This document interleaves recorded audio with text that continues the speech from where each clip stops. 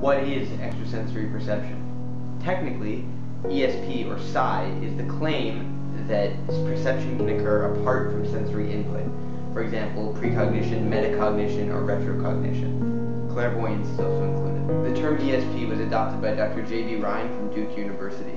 She used it to explain such abilities like telepathy and clairvoyance to her patients and developed the pseudoscience of ESP, also known as the sixth sense.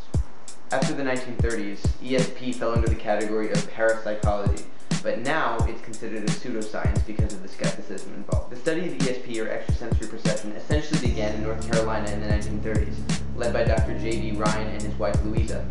Now, this was spearheaded with the study of ESP cards, or Zener cards, which you'll see in the experiment that follows. Now, these cards consist of a circle, a square, a star, some wavy lines, and a cross or a plus sign. Now, each of these has no significance on its own, although each of them is paired in a specific way, which I won't necessarily get into in the experiment, but each one corresponds to another, and they all relate in some way, and some of them are commonly confused with each other, like the square and the circle, symptoms of which are often shown by people who are tested in this study. Now, participants often fall into two categories, and this is called the sheep-goat effect. The sheep, which is one category that participants fall into, are the people that believe in ESP or psi, and the people that don't fall into that category are called goats, and they're the ones that are skeptics and do not believe in the science, or the pseudoscience, which is now known as. Now, the idea here is that the people, and this is very interesting, is that the people that are sheep, that sounds very strange, but the people that are sheep actually tend to score higher than the goats, simply because they have more optimism and it ends up working out better. I can't explain it, and no science has been able to explain it, but in all, and you'll see in the experiments, the people that I interviewed that do believe in ESP score higher than those that do not. I don't know. Now that you know a little bit about the history and the facts about ESP and parapsychology, let's look at a little study that I conducted using these Zener cards. Enjoy. Hi, thanks so much for being a part of this. Oh, you're very welcome. Can you introduce yourself to the camera? Mother? This is my mother, Brenda Black, a licensed clinical social worker, and I thought it would be really interesting to use my mother, who is a licensed clinical social worker, in this little experiment in ESP. So this whole project is about extrasensory perception, or psi, ESP. First of all, I have a question for you before we even start this. Do you believe in ESP or psi? Explain it to me. Okay, extrasensory perception is the idea that we can actually gain information without sensory input, like a sixth sense. So for example, there are little abilities that people have demonstrated over the years, such as precognition or retrocognition, the idea that we can communicate with past lives or see the future, that kind of thing. So that's basically what ESP is, extrasensory perception in this case. Now it's divided into two categories. There's a gamma and a kappa category. The gamma category, it has to do with telepathy, like with just mind-to-mind contact, whereas the kappa category, now these are all Greek, the kappa category has to do with telekinesis, like your mind interacting with physical things. Now this has to do with telepathy, kind of. I'm not sure if you were aware of this, but a long time ago, about 80, 100 years ago, there were a lot of experiments with this pseudoscience, what's now referred to as a pseudoscience known as ESP, and these use Zener cards. Do you know what Zener cards are? No.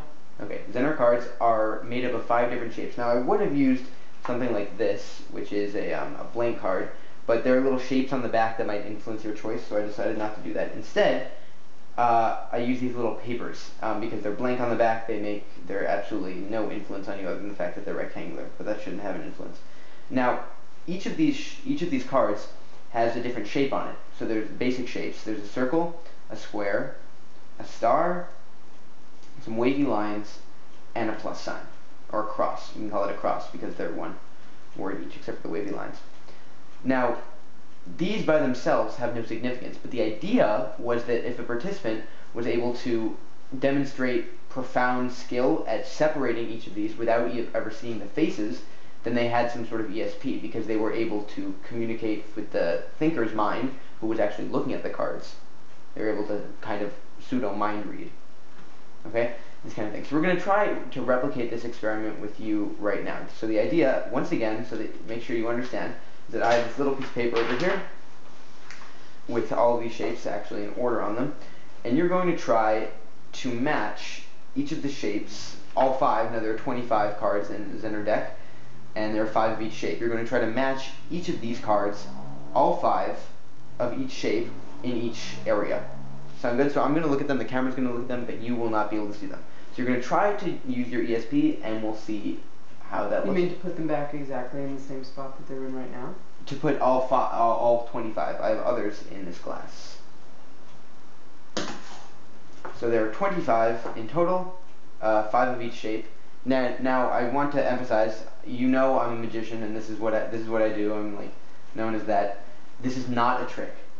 Okay? This is genuine. If you get this right, that'll be genuine psychic ability, either that or completely arbitrary, arbitrary situation. Okay, so we'll mix up the cards a little. Actually, here, go ahead and mix those up yourself so that you know I'm not cheating or anything, because it says genuine. If this happens, I will be genuinely surprised, because, yeah. So first of all, before we even start, now that you know what ESP and psi are, do you believe in ESP? Do you believe that humans can demonstrate some sort of sixth sense or extrasensory perception? Sure. You believe that this can happen? Mm-hmm. Okay. I'll talk to you about this afterwards and how that might influence your what happens. So you put these cards in this order, and we'll go from here. Ready to go? Yeah.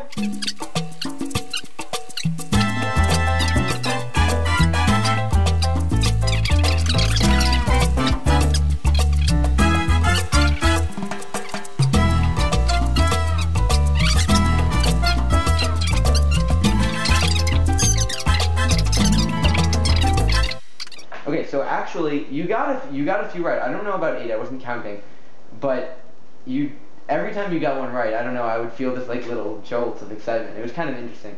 So let's see for the circle. You actually got the first one right off the bat, and which was really cool because the first one you said was circle. Oh.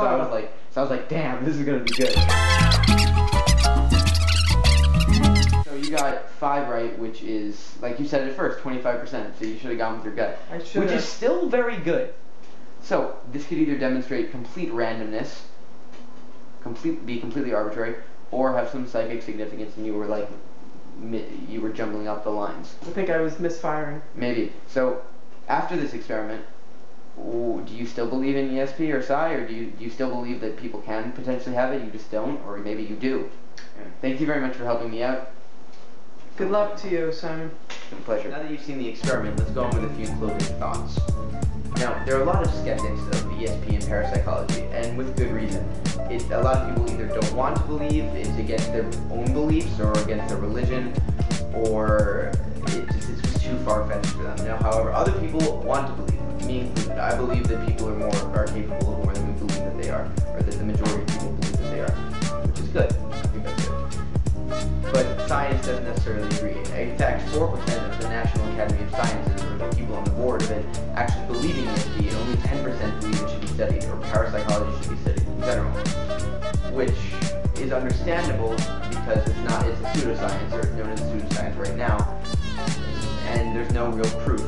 But if we don't have proof, then we should search for it, in my opinion. So those are just my own. Another interesting thing is that there are a lot of critics of parapsychology, not necessarily skeptics, but critics, which demonstrate the Texas sharpshooter effect, which is basically an illusory correlation. So there is a perceived correlation, but none actually exists. So there are either outliers that score completely randomly high or completely randomly low, which may skew the curve and cause people to believe that they have ESP or completely not believe that they have ESP, or some fall in between. But there are always those outsiders that score higher or lower, depending on whether or not you believe that this is actually a sixth sense, or that what is going on is completely arbitrary.